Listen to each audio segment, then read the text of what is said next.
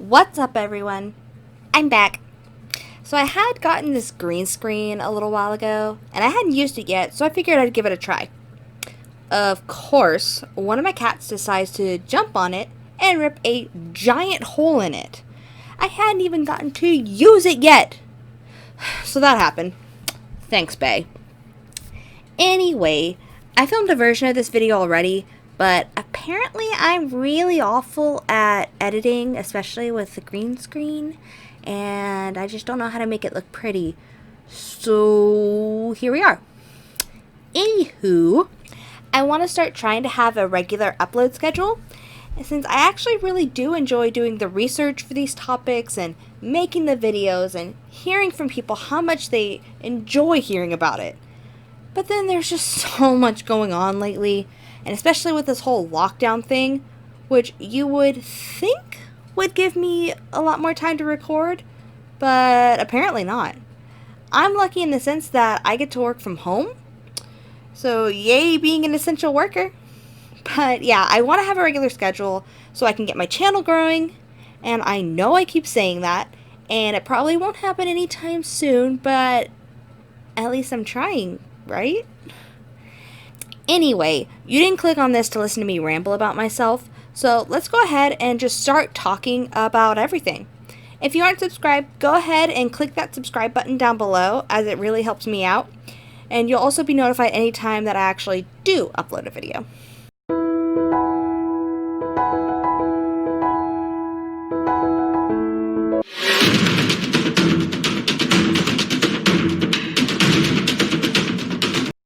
At the end of the 17th century, there was Salem town, which is modern-day Salem, and about 10 miles inland, there was a smaller, poorer farming community of about 500 people called Salem Village. In Salem Village, there were two families fighting for political control, the Porters and the Putmans. They debated about how, since Salem Village was tied more to the agricultural region, it should be independent from Salem town, who was more focused on sea trade. And they also quite often had squabbles over property.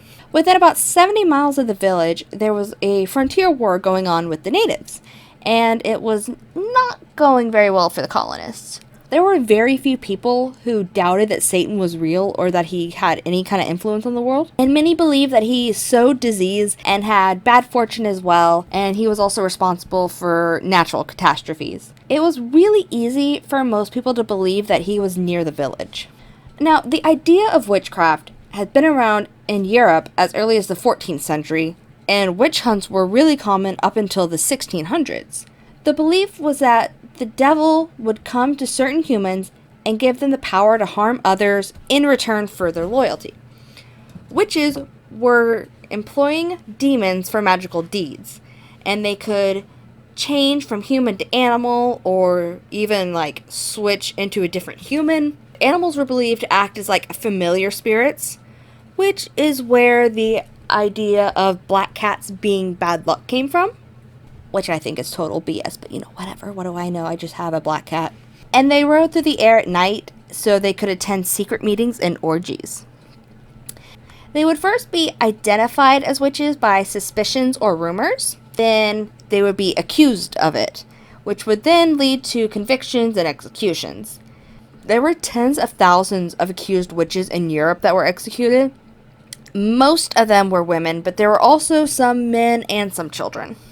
In 1689, there was this merchant from Boston named Samuel Paris who had just come from Barbados, where he had a whole bunch of success down there.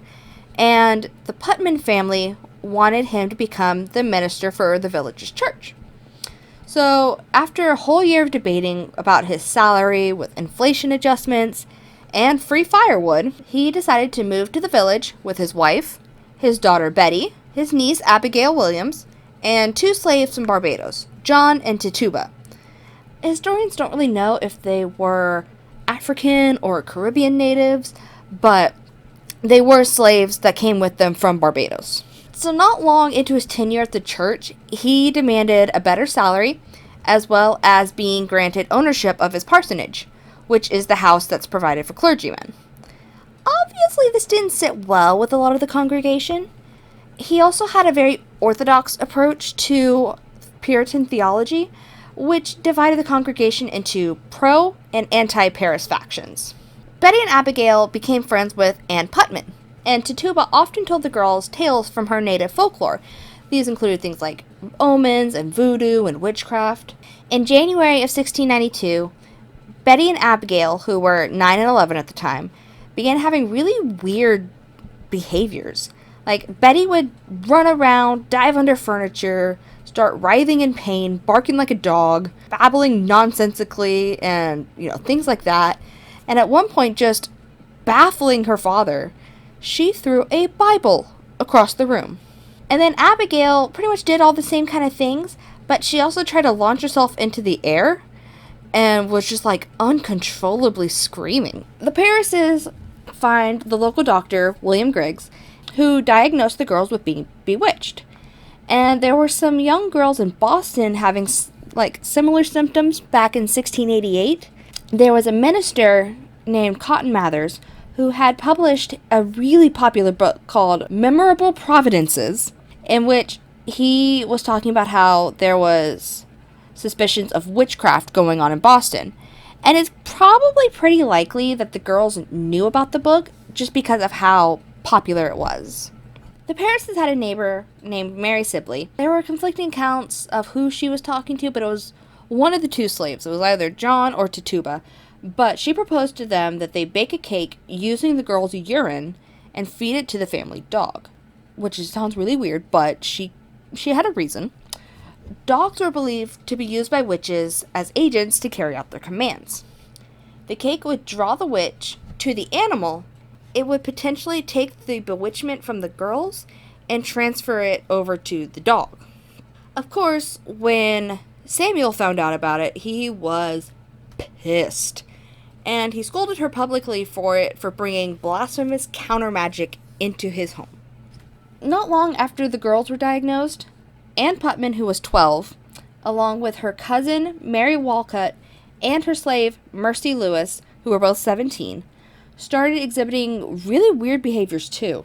At the end of February, Ann's dad, Thomas Putman, begged them to say who was responsible for this. Just what is going on? And she gave him 3 names: Sarah Good, Sarah Osborne, and Tituba. Sarah Good was a homeless woman who had been reduced to poverty due to her first husband's death. Sarah Osborne was an elderly, bedridden woman scorned for alleged involvement with an indentured servant, and she also hadn't been to church in over a year. On February 29th, Putman rode to Salem town with 3 friends to press formal charges on the 3 women. On March 1st, they were subjected to an examination.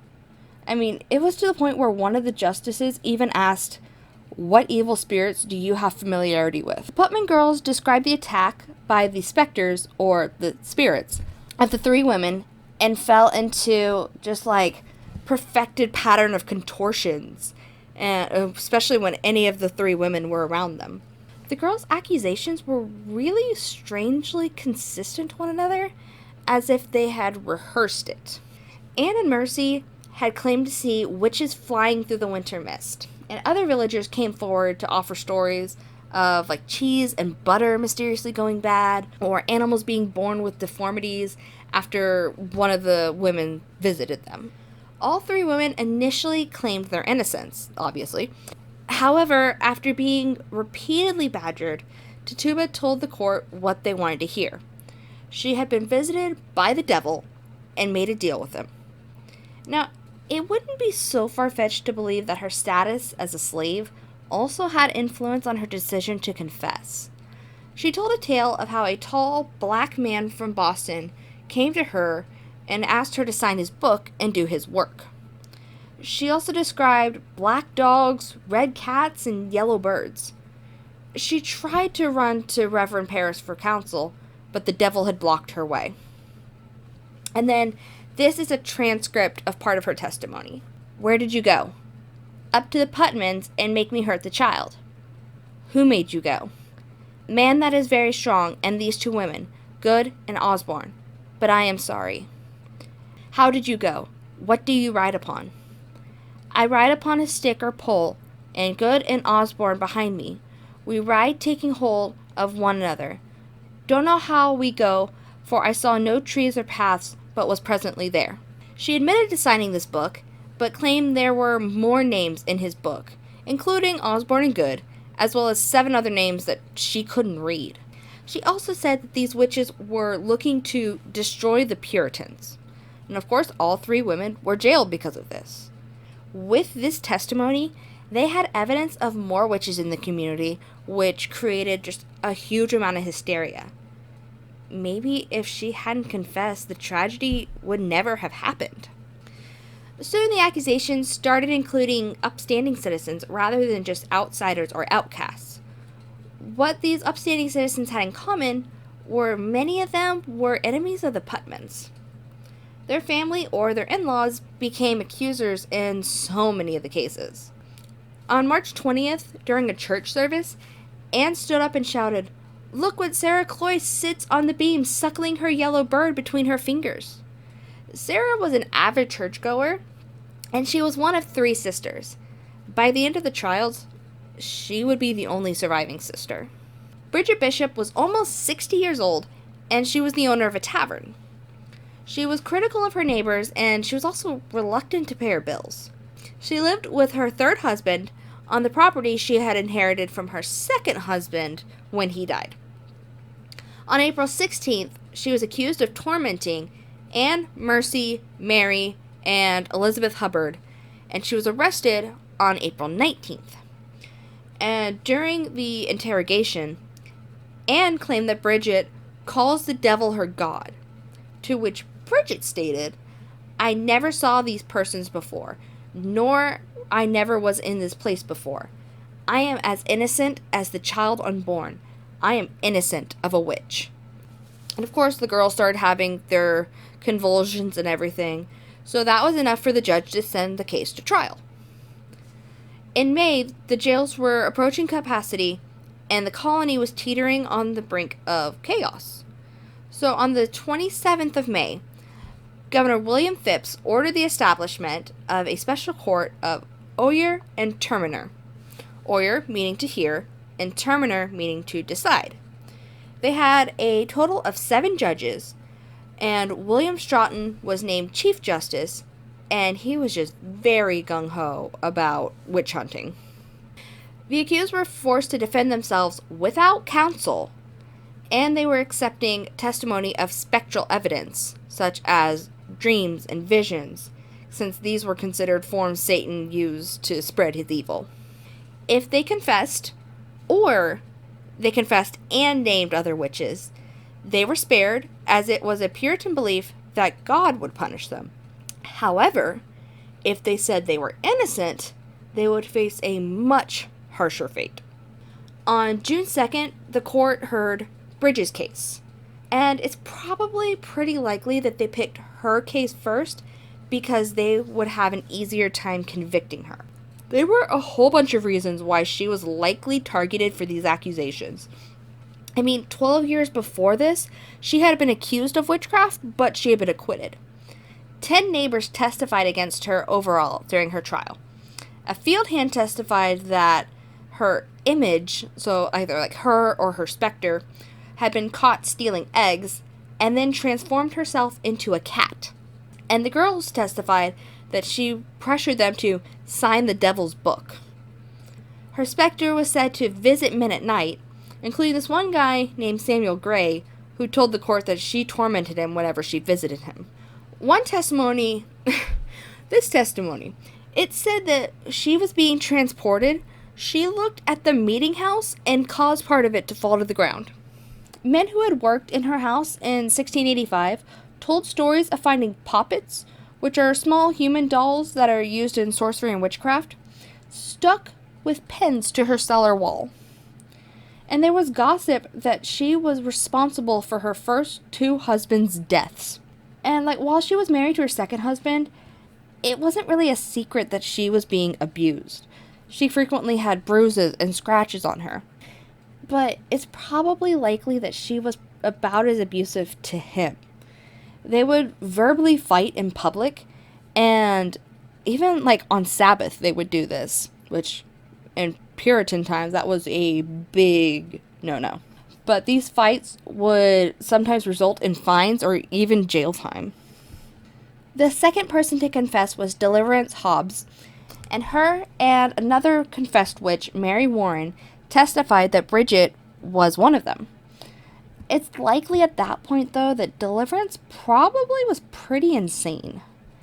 On June 10th, Bridget was convicted of witchcraft, and she was the first one to be put to death and was hung that same day on Gallows Hill, which is a barren slope near the village.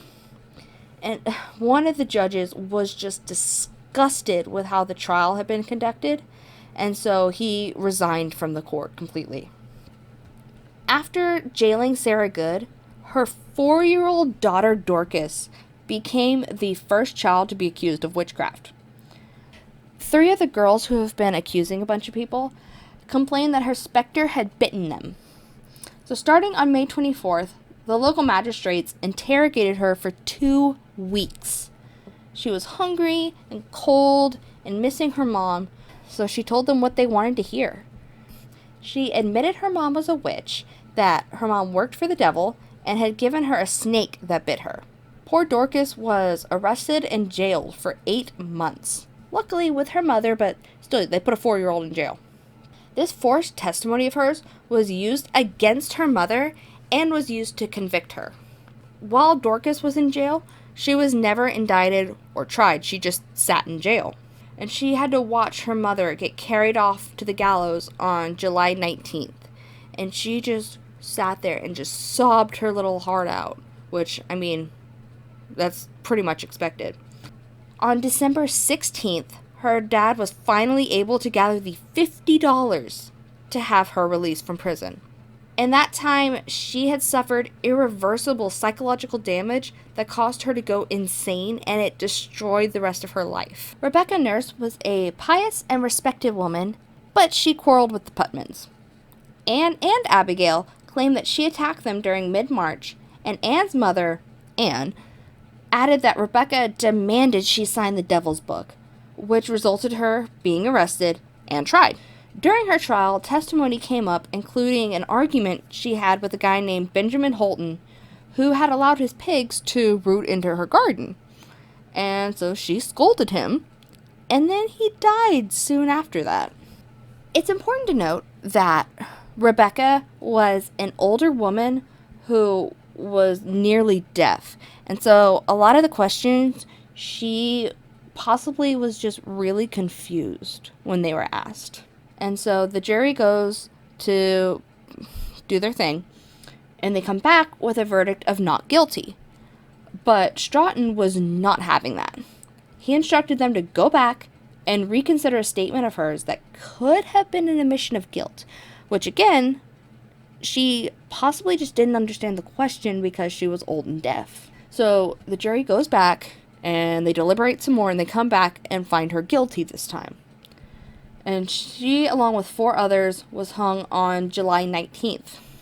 And throughout the summer, it became apparent that the trials were not just a way of getting rid of these witches, but it also was a way of settling old scores. George Burroughs had been the minister in Salem Village before Samuel Parris, back in 1680. But when his wife died, he had to take out a loan from the Putman family, and he couldn't pay it back. So he resigned and moved to Maine.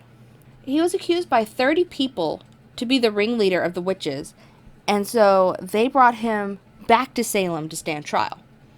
Ann Putman said that he had been bewitching the soldiers, and that's why they were doing so poorly in the war against the natives. And the judges don't want the blame to be on them for everything going wrong with fighting the natives, so they blamed him for it. And Mercy Lewis told the court he had flown her to the top of a mountain and pointed out to the surrounding land and promised her all the kingdoms if only she would sign his book. To which she added, "I would not writ if he had thrown me down on 100 pitchforks." He was one of the 4 people accused that was hung on August 19th. What's important to note about him is that as they are preparing his execution, he recited the Lord's Prayer perfectly, which is something that witches were apparently unable to do. The crowd started, they started doubting his guilt because he shouldn't be able to do that. But Cotton Mather's intervened and told everyone that he had already had his day in court and he lost. So, too bad, so sad, and they hung him. There was also charges against Martha Corey, who had been a loyal member of the village church. And this was really concerning for the village, because if she was a witch, who else was one? They ended up hanging her on September 22nd. And her husband, Giles, who was over 80 years old, was also accused. And he sat in jail for 5 months, but he refused to enter a plea deal. And so he wanted his farm to go to his 2 son-in-laws rather than be taken by the state. And so he thought refusing to go to trial would be the best solution. It wasn't. The penalty for not going to trial was pressing. So what they did was they pressed him under heavy stones for 2 days until he died on September 19th. There was a portion of the population that didn't agree with the trials, but out of fear of being targeted, they didn't speak out. John Proctor was this opinionated tavern owner who openly denounced the trials. He was arrested and had 4 people, including Anne, Abigail, John, who was the slave to the Parrises, and Elizabeth Booth, testify against him. Elizabeth claimed that ghosts came to her and accused Proctor of serial murders. They also convicted his wife, but she was pregnant, so she was not executed. But her husband was not so lucky. Once fall started coming around, people were starting to have doubts across the village. Why were there so many people that had been respectable being found guilty? Reverend John Hale stated, "It cannot be imagined that in a place of so much knowledge, so many in so small compass of land should be abominably leap into the devil's lap at once." The president of Harvard was Increase Mathers, who was Cotton Mather's dad. He pleaded with the court to not allow spectral evidence into testimony. He decided to saying, "It were better that 10 suspected witches should escape than 1 innocent person be condemned." And of course the court ignored this until the governor's own wife was accused. So he decided to dissolve the Court of Oyer and Terminer on October 29th, and it was replaced with the Superior Court of the Judicature. Spectral evidence in this court was not admissible. And so ultimately only 3 defendants from this court were convicted. 28 of the last 33 trials ended in acquittal, and eventually the last 3 that were convicted were later pardoned. 19 people were put to death, and 5 more died while waiting trial in jail. And they killed 2 dogs because they thought they were accomplices. Tituba ended up recanting her confession, which really pissed off Samuel Parris. He was so petty about this that he refused to pay the jailer's fee to get her out of prison. He let her sit there for 13 months before there was an anonymous person who paid the $7 to get her out. $7. After the trials, there was a time of atonement. One of the judges, Samuel Sewall, issued a public apology and an admission of guilt.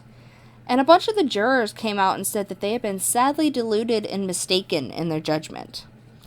Governor Phipps basically tried to blame everything on Stratton, but Stratton refused to apologize, explain himself, anything like that. He even criticized Phipps for interfering when he was about to clear the land of witches. And he became the colony's next governor, because of course he did. Samuel Parris conceded error, but he tried to shift as much of the blame as possible onto other people. He was replaced as minister by Thomas Green, who pretty much devoted his career to putting the congregation back together. Phipps eventually pardoned everyone who was in jail by May 1693. In 1702, the trials were declared unlawful, and a bill was passed in 1711 to restore the rights and good name of those accused. A $600 restitution was paid to the heirs of the people who were convicted. And then 265 years later, in 1957, Massachusetts formally apologized for the trials. And Bridget was one of the last victims to be exonerated in 2001. So, if it wasn't witchcraft, what was causing all those weird, strange behavior in the girls? Looking at it through what we know now in modern times, there could have been just a whole bunch of different medical conditions they could have had. They could have had asthma or encephalitis, which is inflammation in your brain caused by a virus. They could have had Lyme disease, epilepsy, they could have had delusional psychosis, or even convulsive ergoism. Ergoism is caused by eating bread that's made out of rye that was infected by the fungus ergo. And this can cause vomiting, choking, having fits, hallucinations, or having the sense that something's crawling on you. Fun fact, LSD is an ergo. It may have not even been medically induced. It could have been something like child abuse or guilt, or they were just simply bored. So yeah, that was the Salem Witch Trials. It's kind of sad to think about. This could have just been avoided if, one, there wasn't a native war going on so close by, and so everyone thought that Satan was there. Two, if these families would have just gotten over themselves. Three, if these girls hadn't had some kind of mental break or medical issue. Or four, if Tituba hadn't felt pressured into confessing. Because of this, 19 people died. Well, 25 actually.